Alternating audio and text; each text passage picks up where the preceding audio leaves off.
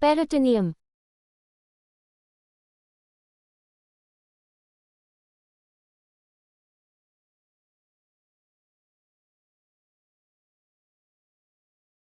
Anatomy. Peritoneum. It is a serous membrane lining the abdominal cavity.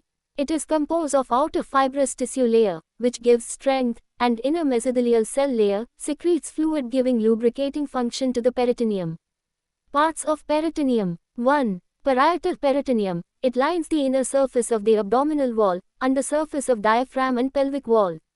It is loosely attached to the overlying walls and can be easily stripped off. It is innervated by the somatic nerves, so pain sensitive. Anterior peritoneum is most sensitive when compared to pelvic peritoneum.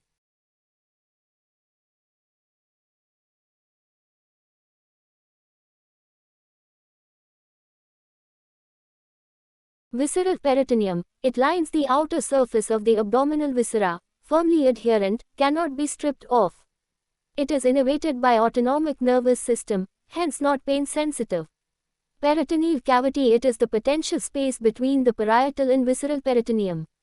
Normally it contains 100 milliliters of clear, straw-colored fluid secreted by the mesothelial cells. Its quantity and quality varies in pathological conditions.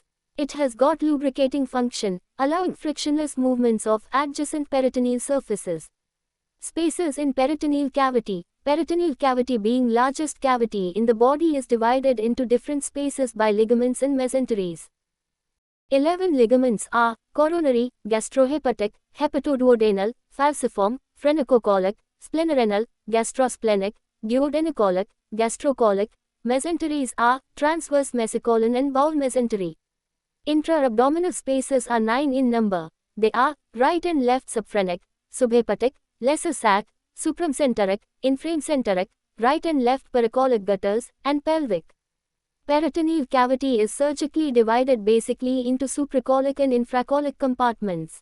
Physiology. Surface area of peritoneum is 2 square meters, equal to surface area of skin. It has property of bidirectional transfer of substances. It can absorb from or transfer to peritoneal cavity, fluid and electrolytes. This property is used in peritoneal dialysis. The mesothelial cells facilitate rapid healing following any injury, which takes place very fast in matter of hours. Adhesions occur due to delayed or incomplete peritoneal healing.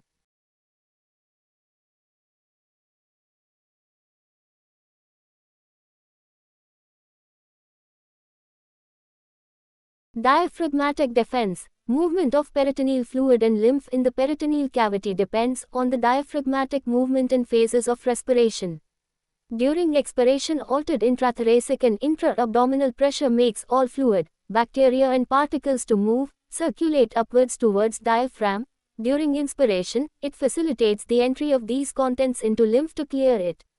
There are fine intercellular pores in the peritoneum called as diaphragmatic stomatus covering the inferior surface of the diaphragm, which leads into diaphragmatic lymphatics and so to regional lymph nodes and thoracic duct. During expiration, intra-abdominal pressure is reduced and peritoneal fluid through capillary action travels upwards towards diaphragm. Peritoneal macrophages promote leukocyte migration into the peritoneal cavity. Peritoneal mast cells release vasoactive products causing vasodilatation on peritoneal surface and release of complements and immunoglobulins into the peritoneal cavity. Complements cause bacterial opsonization and phagocytosis. Release of fibrin causes adhesions and localization of infection to one place, preventing generalized peritonitis. This often leads into localized abscess formation.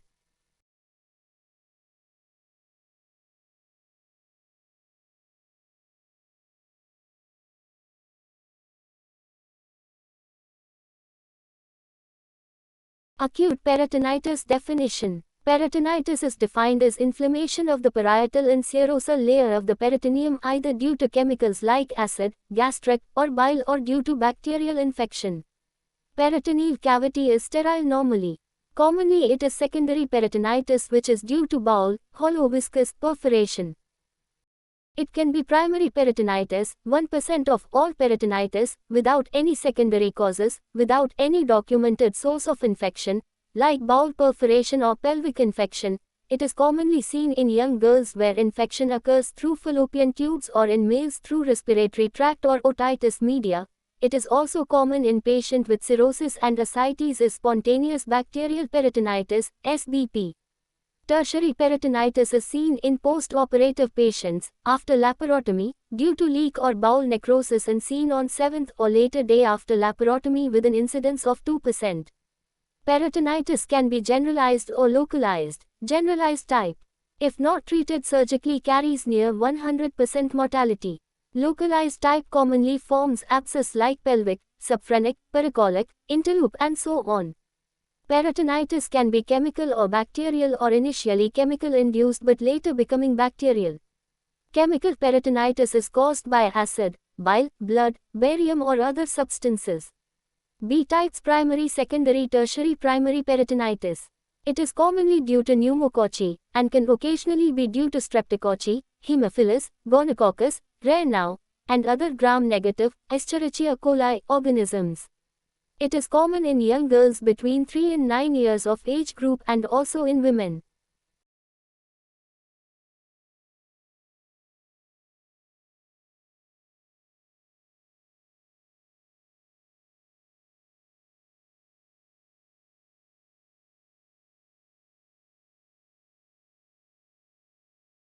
Here there is no documented source of infection.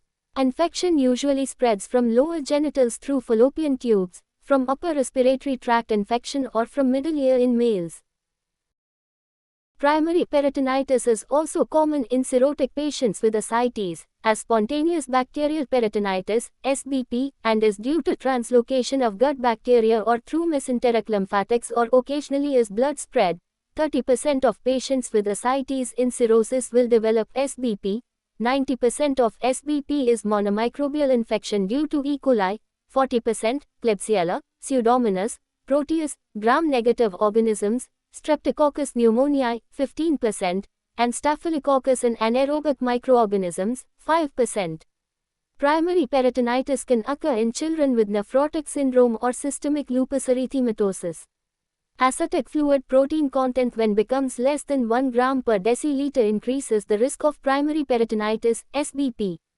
Ascitic fluid WBC count if more than 250 cells MM3 with more than 50% cells are polymononuclear cells, PMN, suggestive of primary peritonitis, SBP. It is uncommon after 10 years of age. It is common in malnourished child and child with nephritis. Child is toxic, severely ill and develops septicemia very early. It is also seen in ascites, patient with indwelling catheter for peritoneal dialysis, patients with peritoneovenous shunt. It can also be due to chlamydial, fungal or mycobacterial infection. TC is very high, greater than 30,000 per cubic millimeter.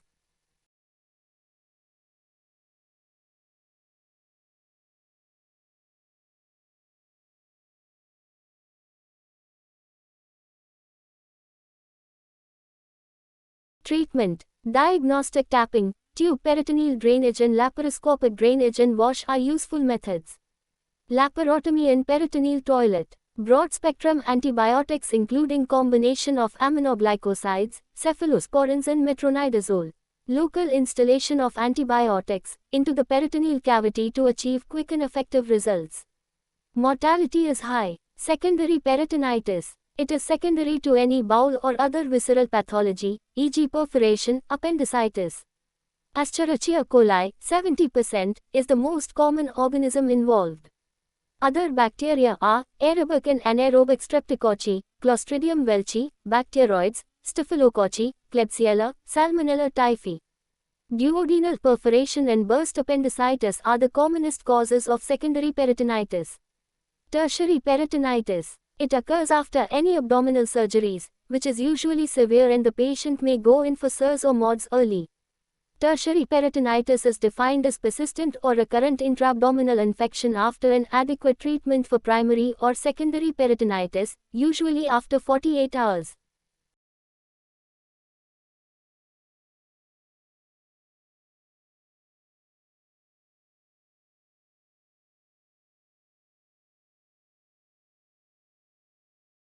It is common in immunosuppressed individual with ineffective peritoneal host defenses against microbes. Infection due to E. faecalis, E. faecium, S. epidermidis, P. aeruginosa, C. albicans are common in such patients. Virulence and resistance to drugs are other factors. It is difficult to diagnose clinically, causing delay in therapy. CT abdomen, total and platelet count, LFT, monitoring of renal functions, early urine output assessment, chest X-ray are required investigations. Treatment is aggressive antibiotic therapy, antifungal therapy, TPN, maintaining of hemodynamic stability, exploration of abdomen, thorough wash, colostomy, ileostomy or exteriorization of bowel segment. FFP, packed cells, platelet transfusions may be required. Ventilator, ICU care is often needed. Often these bacteria like Enterococci, Candida, Staphylococcus epidermidis, Enterobacter, Pseudomonas shows multi-drug resistance and so finding difficulty in managing such patients. Mortality rate is greater than 50%. Problems are DIC, septicemia, uremia, hemodialysis may be needed, hemorrhage, pneumonia, ARDS. Bacteria causing peritonitis. A. Bacteria from GIT, E. coli, aerobic streptococci, Streptococcus faecalis, Staphylococcus, anaerobic streptococci, anaerobes, bacteroids, Klebsiella, Cl. welchii.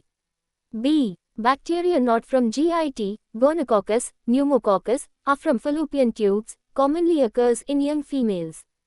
Chlamydia, beta hemolytic streptococci, Mycobacterium, a few other bacteria which can cause peritonitis. Primary monomicrobial, extraperitoneal. Source, blood spread to. Secondary, most common, polymicrobial, intraperitoneal. Source 3. Tertiary, due to superadded infection peritonitis following treatment of secondary, primary most common bacteria during the phase of peritonitis is E. coli and during abscess formation is B. fragilis. Mortality for diffuse peritonitis is 10%.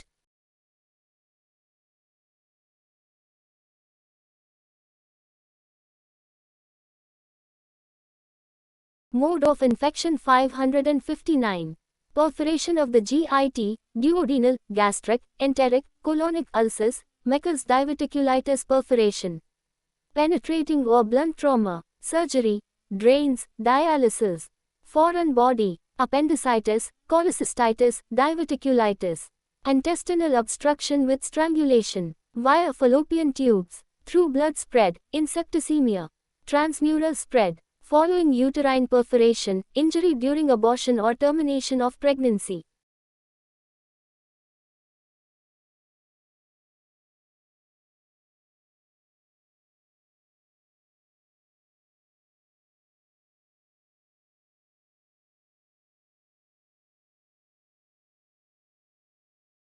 Factors affecting the spread of the infection in peritonitis.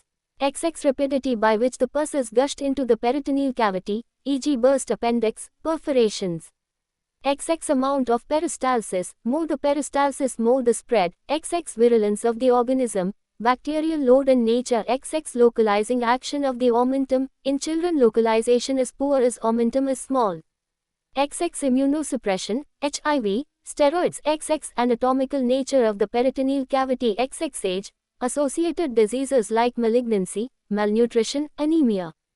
Pathogenesis. Lot of fluid is secreted into the peritoneal cavity which is infected, containing bacteria and toxins causing shock, tochemia and its subsequent effects. Fibrinogen forms fibrin which tries to localize the infection. Bowel gets adhered to each other with fluid collecting between the loops. Thick flakes are formed adhering to the surface of the bowel. Peritoneum is thick, edematous, becomes velvety and reddish with loss of its glistening appearance. Omentum is thickened, adherent. Often site of perforation may be identified by the location of the end of the omentum. Dilated bowel loops with site of obstruction, gangrene may be found. Pus, often with pockets may be present in subphrenic, paracolic and pelvic spaces. Peritoneal contents are initially sterile but eventually become infected in certain situations, as in acute pancreatitis, in hemoperitoneum, and in ruptured urinary bladder. It is due to transmural migration of bacteria. In perforated duodenal or gastric ulcers, contents in the peritoneal cavity are initially sterile but later get infected to form bacterial peritonitis.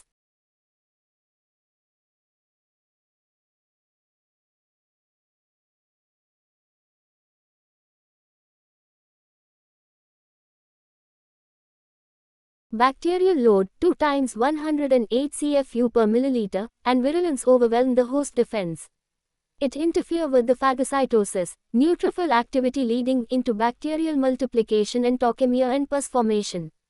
A. Localized peritonitis. Initially, localization of peritonitis occurs based on the anatomical factors like supracholic, infracholic compartments, greater omentum, paracholic gutters, dilated small bowel, etc. Pathological factors are thickened peritoneum, fibrin deposition, omental adhesions, reduced bowel peristalsis. Localized peritonitis may resolve by proper therapy. It may form abscess, pelvic, subphrenic. If it progresses, it may form generalized peritonitis. Diffuse peritonitis sets in due to poor localization, rapid peritoneal contamination, violent peristalsis, virulent organisms, immunodeficiency status, and small omentum in children, not properly developed in children. Diffuse peritonitis may occasionally get localized to form abscess. Mortality in diffuse peritonitis is 10%. Clinical features B. Figs. 9.4a in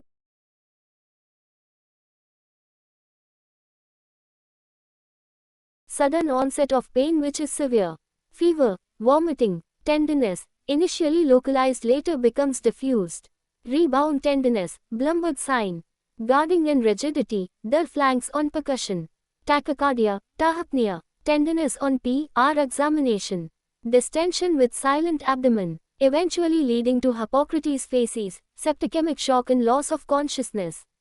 Bowel sounds are absent due to paralytic ileus. Fever may be absent in severe peritonitis due to loss of pyrogenic reaction. Total count also may be very low in severe peritonitis. Apache 2, Acute Physiology and Chronic Health Evaluation, using 12 physiological variables, and Mannheim Peritonitis Index, 8 parameters, scoring systems are used to assess the severity and predicting the outcome in peritonitis. Investigations. Chest X-ray in standing position with abdomen erect will show ground glass appearance of the abdomen with gas.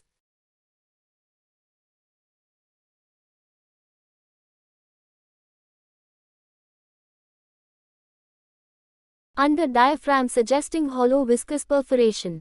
Left lateral decubitus X-ray is very useful in very critical patient where patient cannot be made to stand in erect posture.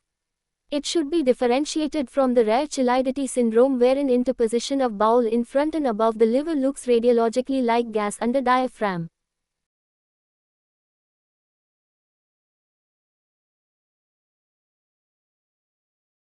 Total count is increased. US abdomen shows fluid in the abdominal cavity.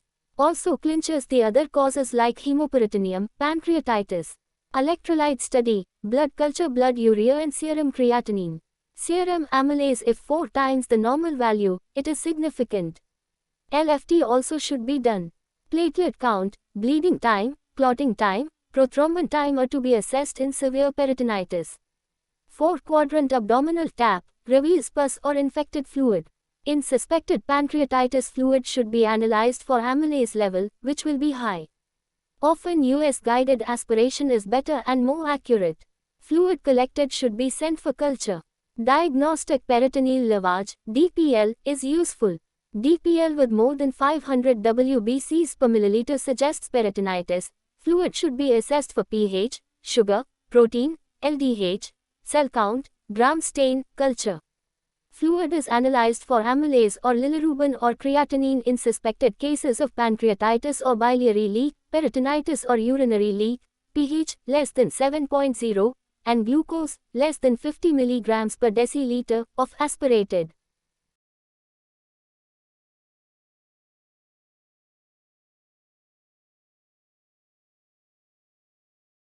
Fluid will be low in bacterial peritonitis but will show raised protein and LDH greater than serum LDH. Diagnostic laparoscopy. It can also be used as therapeutic for duodenal ulcer perforation or primary peritonitis to give peritoneal wash. CT scan is useful to confirm the cause or to rule out conditions like pancreatitis. CT scan detects bowel ischemia, gangrene, perforation, internal hernias and quantity of pus, fluid in the peritoneal cavity. MRI is reliable in identifying intra-abdominal abscess. Differential diagnosis. Pancreatitis. In pancreatitis, back pain is common, but it is often difficult to differentiate clinically from acute peritonitis. Serum amylase is increased. CT abdomen may help in differentiating from peritonitis. Fig. 9.6. Plain X-ray abdomen. Intestinal obstruction. There will be distension, vomiting and pain. Plain X-ray shows dilated bowel loops. CT scan confirms intestinal obstruction and its cause. Ruptured ectopic pregnancy. Urine pregnancy test will be positive. History of amenorrhea is significant. Pallor, tachycardia, lower abdominal pain and distension are common presentations. US abdomen and pelvis confirms the diagnosis. Acute pyelonephritis. Often clinically acute pyelonephritis mimics acute peritonitis. Guarding, tenderness, rigidity may be present in pyelonephritis also. Urinary symptoms, tender renal angle, urine microscopy revealing pus cells, US abdomen may confirm the diagnosis. Acute mesenteric ischemia, bloody diarrhea, colicky pain, tender abdomen, toxicity are the features of mesenteric ischemia. CT abdomen and angiogram are useful investigations. Diabetic acute abdomen. Patient with diabetes mellitus may present as acute abdomen. Free fluid in the flank may not be present. Patient may be catotic also. Acute myocardial infarction and other cardiac diseases may mimic, so ECG and echocardiography must be done in doubtful cases.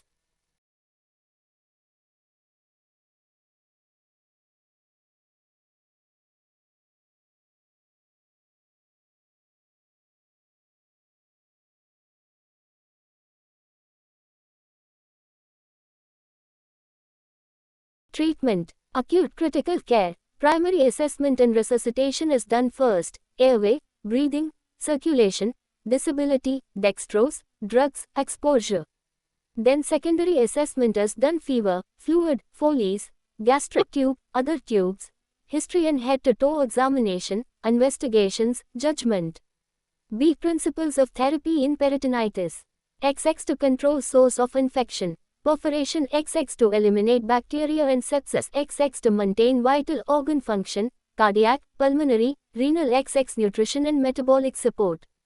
B. Modalities of therapy. XX systemic antibiotic therapy, third generation cephalosporins or quinolones or piperacillin and tazobactam or meropenem, imipenem, single or combination therapy. XX resuscitation with hemodynamic, pulmonary, renal supports with ICU care. XX fluid therapy, parenteral or enteral nutrition if needed, blood or blood products transfusions. XX electrolyte management, nasogastric tube aspiration, urinary catheter placement. XX surgical drainage, main essential modality of treatment, laparotomy, laparoscopy, controversial, closure of perforation, resection of gangrene area, diversions like ileostomy or colostomy, peritoneal lavage, warm normal saline. XX percutaneous USG or CT guided drainage by placing pigtail, Foley's, abdominal drainage tube catheters in selected patients who are unstable, severely ill or subacute or localized sepsis. XX proper post-operative care, ICU care, ventilator, prevention of complications like respiratory infection, renal failure, reinfection, DVT, monitoring by regularly checking electrolytes, platelet count, blood count, liver and renal function tests, checking oxygen saturation, heart rate, blood pressure, urine output, hourly if needed, repeating USG or chest X-ray.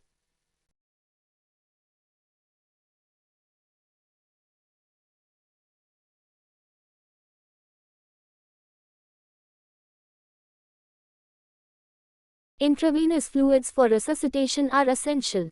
It improves the tissue perfusion, corrects the hypotension and also improves the urine output.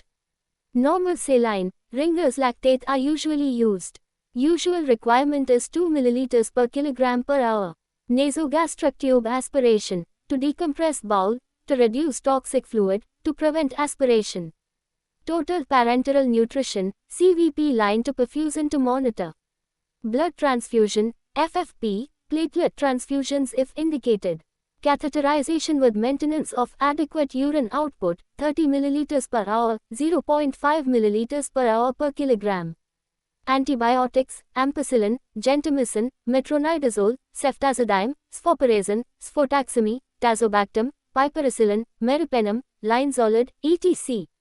Analgesics to relieve pain by drugs: epidural analgesia, sitting propped up position, early mobilization, exercise, respiratory physiotherapy, prevention of DVT using heparin, low molecular heparin are essential. Surgical correction of underlying cause, use of dopamine, steroids, and management of shock.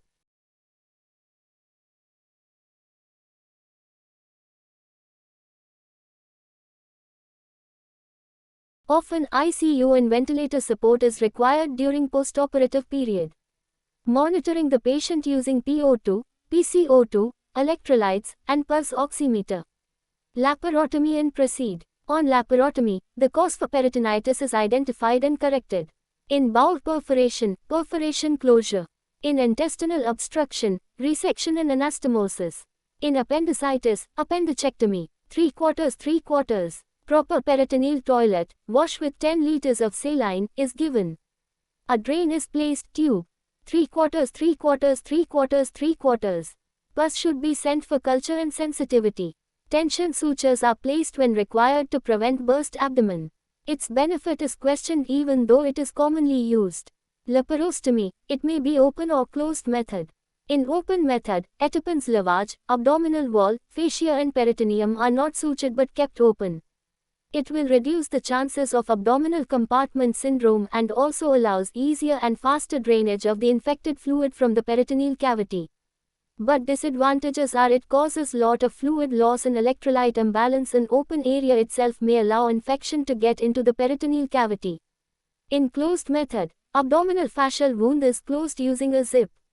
It facilitates the regular washing of the peritoneal cavity with normal saline without contaminating the cavity from outside and reduces the unnecessary fluid loss. But it may cause abdominal compartment syndrome.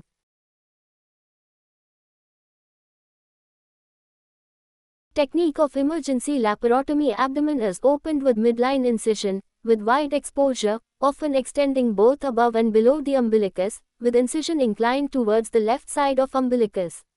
Once peritoneum is opened, gushing pus is removed using suction.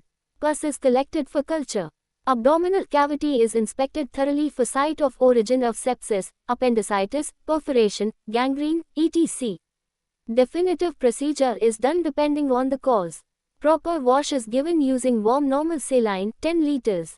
Drain should be placed. Wound is closed with tension sutures using non-absorbable monofilament sutures, 0 or 1 number.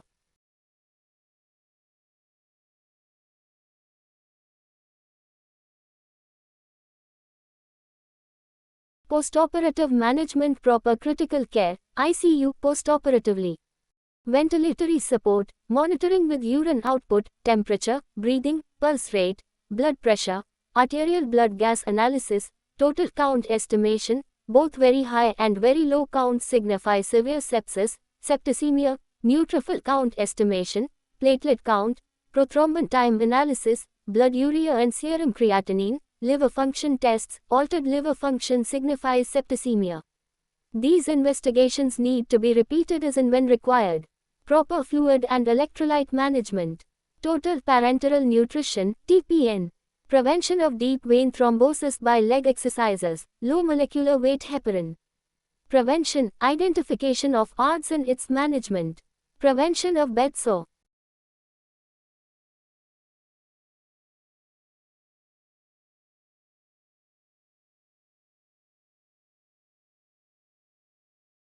Note: if primary pathology is effectively treated surgically, then primary fascial close of the abdomen can be done. If primary source is difficult to treat, then open method and re-exploration is needed. It facilitates the re-exploration, avoids abdominal compartment syndrome. In open method, abdominal wound is covered temporarily using absorbable or non-absorbable mesh or vacuum-assisted devices, Whitman patch with artificial burrs. Re-exploration is needed in multiple perforations, critical patients. Here initial surgery is procedure is damage control surgery, but later definitive procedure is done. Diversion like ileostomy or colostomy should be considered whenever needed. Laparoscopic approach. It is used as initial tool of diagnosis at early stage. In early duodenal perforations, appendicectomy in burst appendicitis, diverticulitis perforation,